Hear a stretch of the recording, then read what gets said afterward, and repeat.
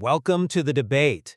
So, back in 1998, Hollywood released this massive blockbuster called Deep Impact. Oh, right. The one where a giant comet threatens to wipe out the Earth. Exactly.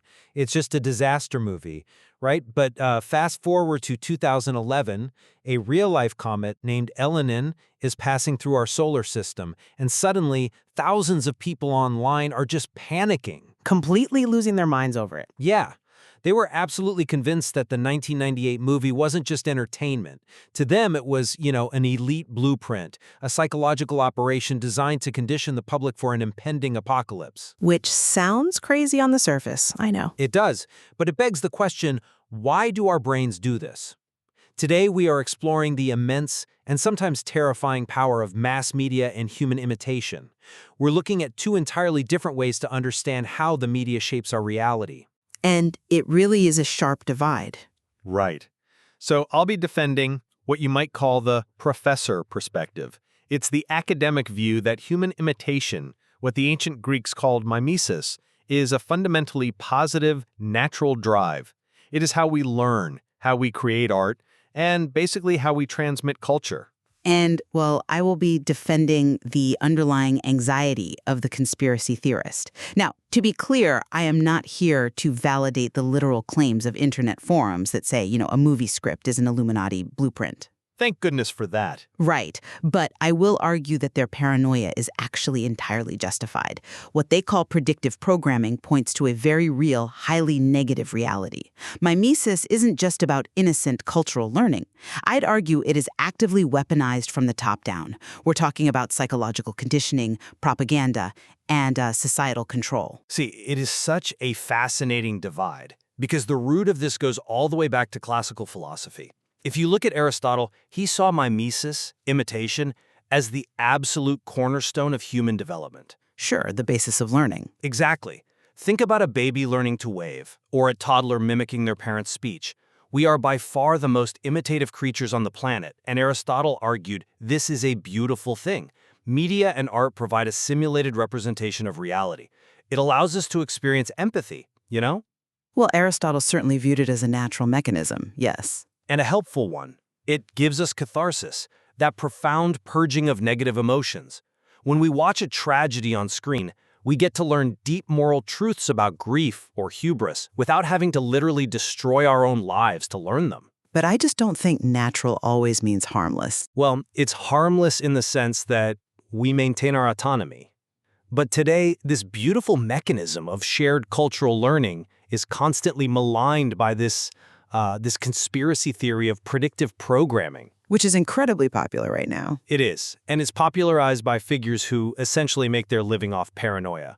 The idea is that a shadowy elite uses movies, television, pop culture to subconsciously program the public to accept totalitarian takeovers or false flag events.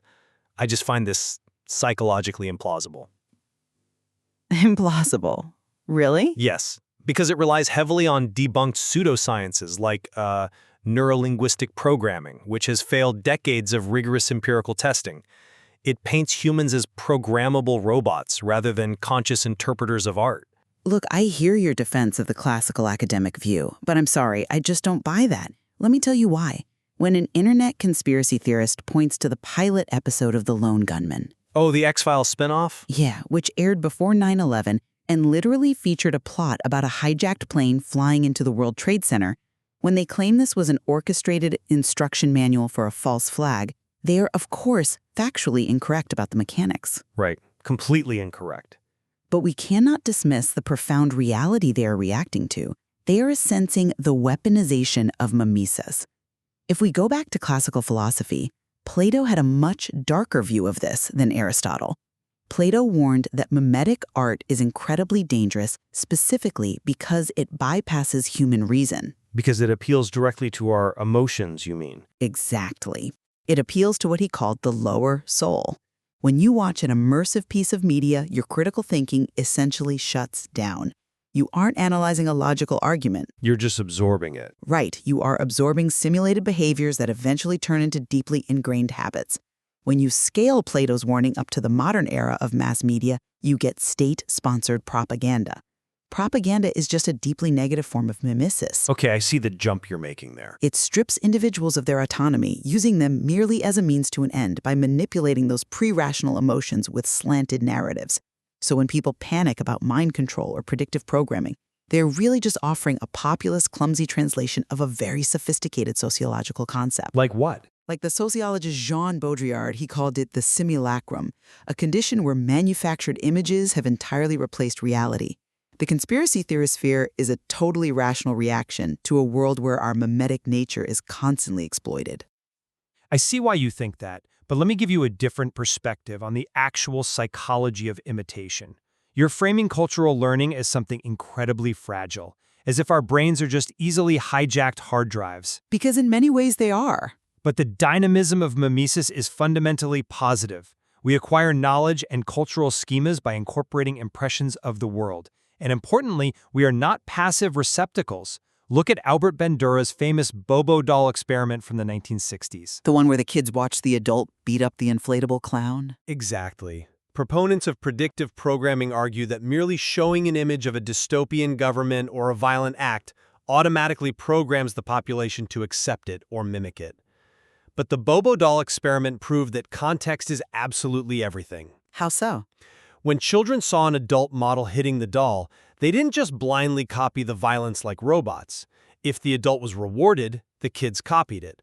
But if the adult was punished or scolded for the violence, the children did not copy the behavior. They processed the context. Okay, but Simply exposing people to a dark or violent concept in a movie doesn't program them to embrace it in reality. what happens when the media apparatus consistently rewards the very behaviors, ideologies, or power structures it seeks to normalize? Even when it attempts to do that, the audience's cognitive distance remains intact.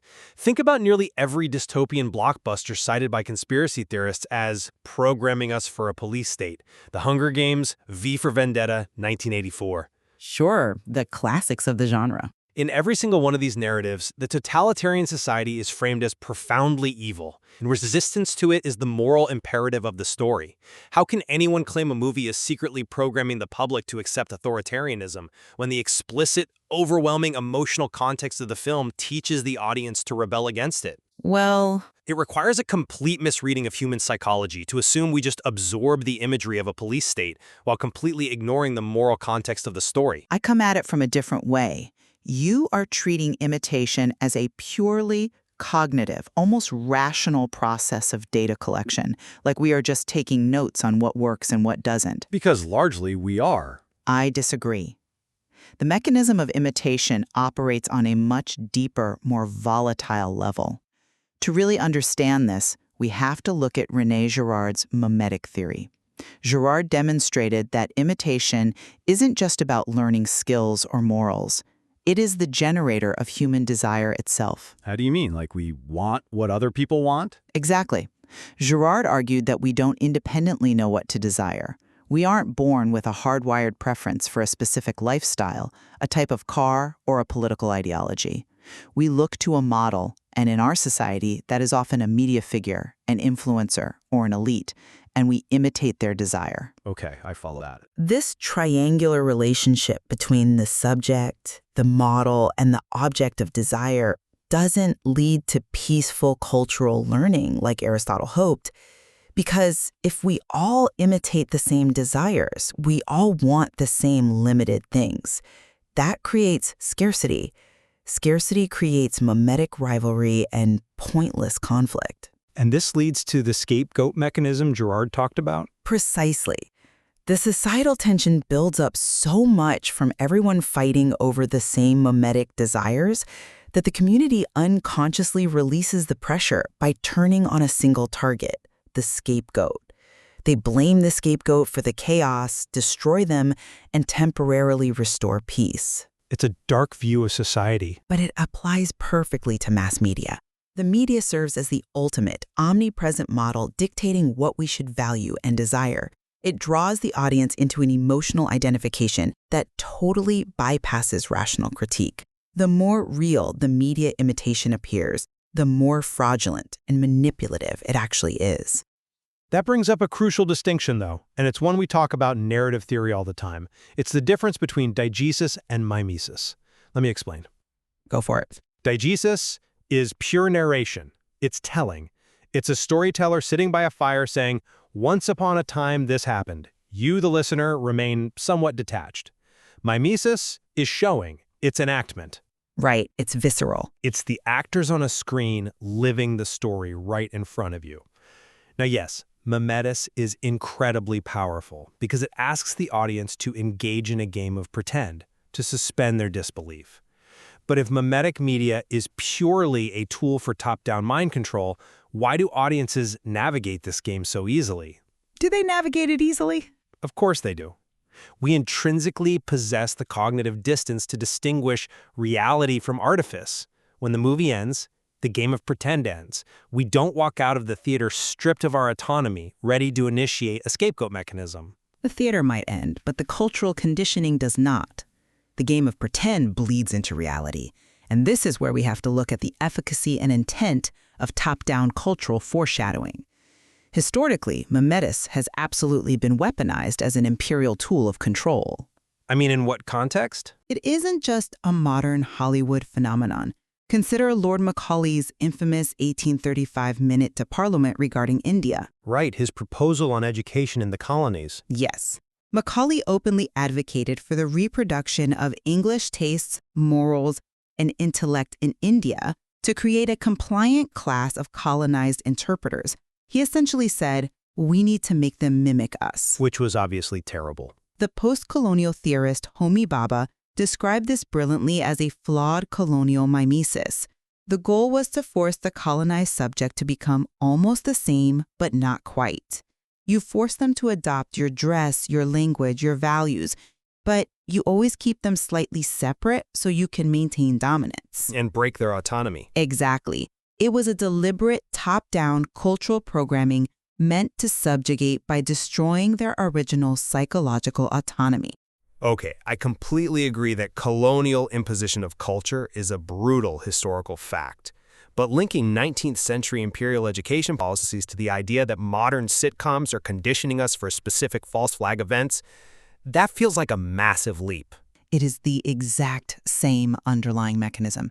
It's the use of mimetic influence to establish dominance and narrow the parameters of reality.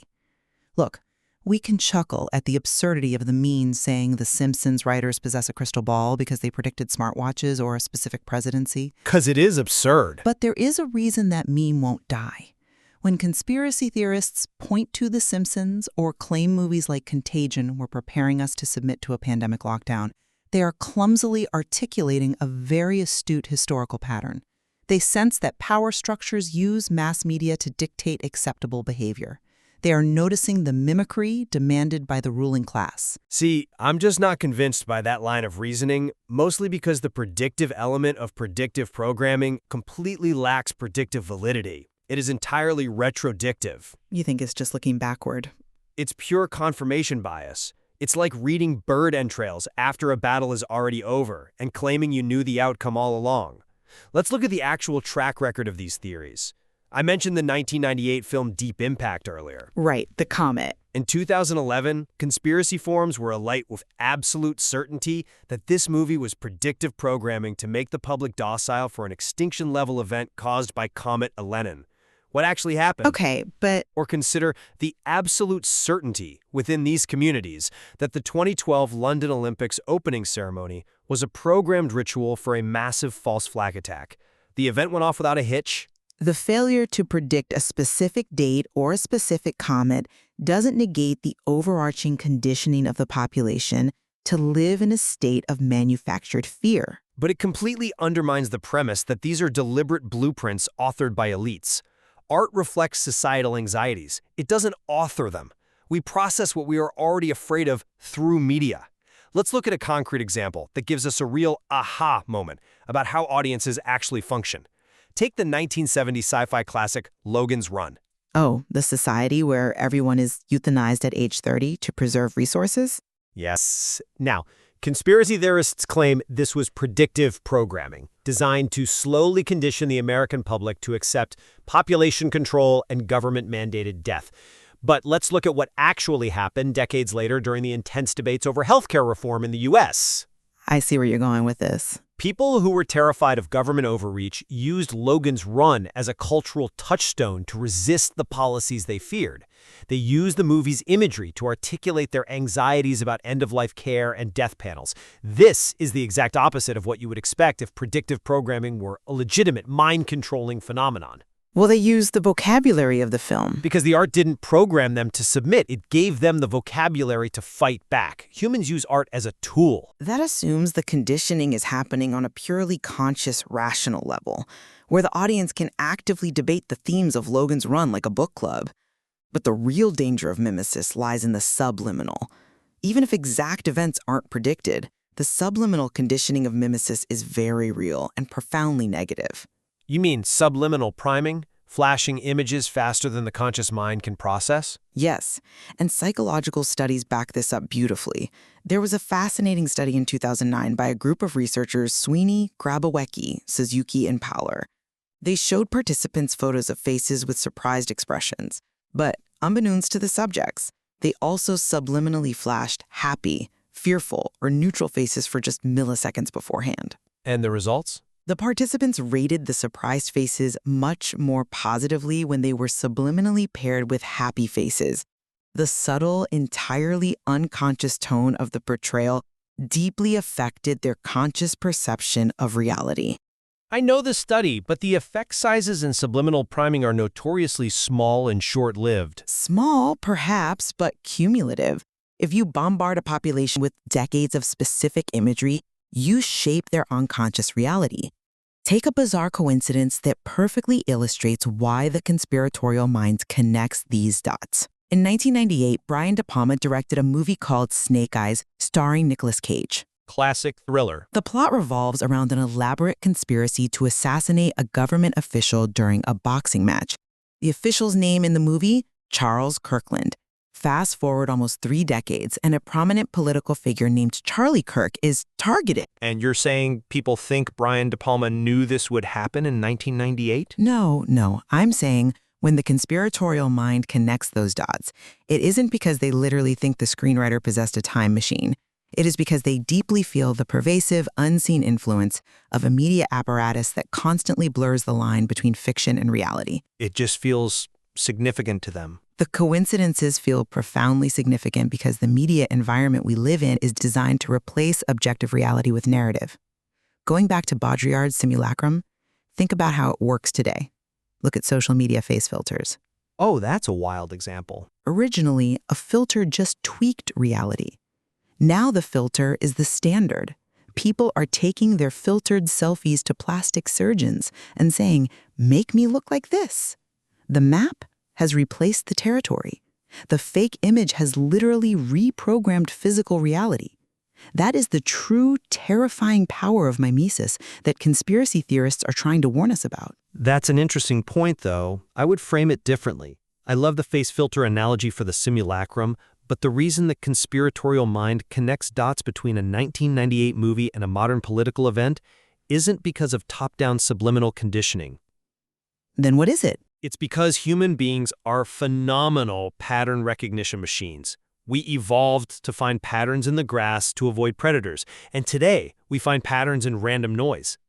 You mentioned subliminal influence as a mechanism for control, but let's look at the actual boundaries of that science. You are hinting at the broader field of subliminal priming, like the famous Kahneman study from 2006. The one where they subliminally flashed a brand of iced tea on a screen and it influenced what drink the participants chose? Exactly. It's often held up as proof of mind control. But there is a massive, crucial caveat in that study that people always leave out. The subliminal priming only worked if the participants were already thirsty. Which perfectly proves my point. If the underlying anxiety, fear, or need is already present in the population, the media can direct it and weaponize it. Directed, perhaps, but it cannot be artificially implanted from scratch. You cannot program someone against their fundamental nature. You can't flash a word on a screen and make a completely satiated person drink, just as you can't show a movie about an oppressive police state and magically force a freedom-loving population to accept tyranny. You think we have that much bedrock autonomy? Yes, there is a bedrock of human autonomy that mimesis cannot drill through. The foundation of our mimetic drive is not a psychological operation. It is a profound search for truth. If we return to Eric Auerbach's masterpiece of literary criticism, Mimesis, the representation of reality in Western literature, he tracks how humanity has tried to capture the essence of reality from Homer's Odyssey to the Bible, all the way to modern novelists like Virginia Woolf. It's a foundational text. What Auerbach shows us is that mimesis is just the evolving human attempt to understand our own existence. It is a noble quest for aesthetic truth and universal meaning. It is not a coordinated conspiracy by a cabal of elites to subjugate the masses. That is a deeply romantic, beautiful view of literature. And it works wonderfully if we are exclusively talking about Homer and Virginia Woolf. But we aren't. We're talking about modern media. Right. We are talking about modern, mass media, algorithmically driven content, and multi-billion-dollar entertainment conglomerates. To apply Auerbach's noble search for truth to a modern media landscape that operates entirely on engagement metrics, sensationalism, and state-sponsored narratives is dangerously naive. Naive? I disagree. Well, when Immanuel Kant formulated his categorical imperative, he argued that true morality requires treating humanity as an end in itself, never merely as a means to an end. Modern mass media, by its very economic and political structure, treats the audience as a means. A means to what? We are a means to generate profit, a means to manufacture consent, or a means to drive the very mimetic rivalry Girard warned us about. You're equating the profit motive of the entertainment industry, which is just capitalism, with a malicious, unified conspiracy to strip us of our autonomy. They want our money, not our souls. I'm saying the structural effect on our psychology is exactly the same as what the conspiracy theorists fear. The mechanism of mimesis, our profound, innate vulnerability to imitation, is being exploited. Plato saw this thousands of years ago. In the Republic? Yes. He wanted to banish the poets from his ideal republic, not because he hated art, but because he understood that mimetic artists create illusions that distance us from the truth. They overwhelm our rational faculties with dazzling images. When a population is steeped in an environment where reality is constantly simulated, distorted, filtered, and repackaged for mass consumption, they lose their moral agency. And you think that conspiracy theorists are right about this?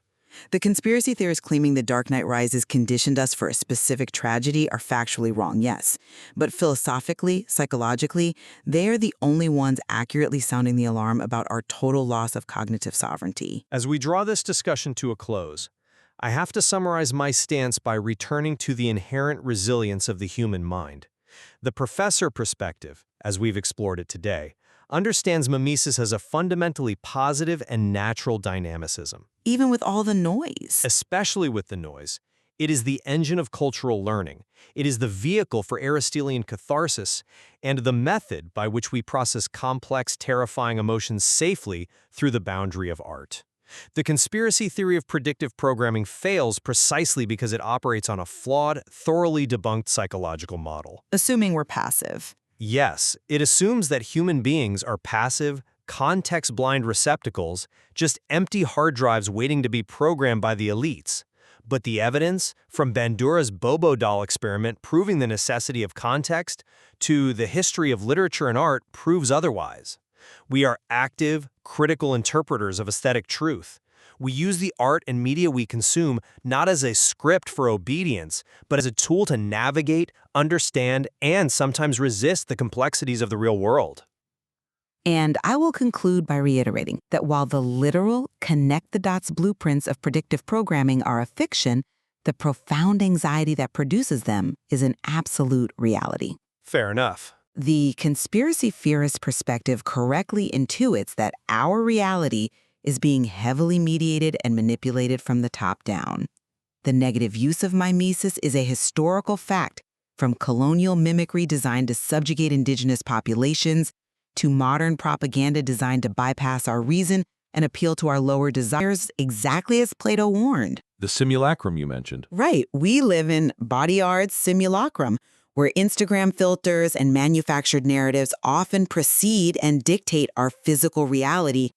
While we may not be programmed to accept specific false flags, our constant daily exposure to weaponized mimesis slowly strips away our autonomy, turning us into unwitting participants in mimetic rivalries we did not choose. If there is a point of convergence between us, it is the recognition that the human drive to imitate, to represent, and to reflect reality is arguably one of the most powerful forces in human society. I agree entirely. Mass media sits at an incredibly volatile, dangerous intersection of art, human psychology, and structural power. And because of that, the media we consume is never entirely neutral. The question you have to ask yourself the next time you sit down in a dark theater or the next time you scroll through an endless feed of algorithmically curated videos is this. As you look into that digital mirror, are you actively learning from the reflection, or is the reflection quietly conditioning you? We will leave it to you to decide.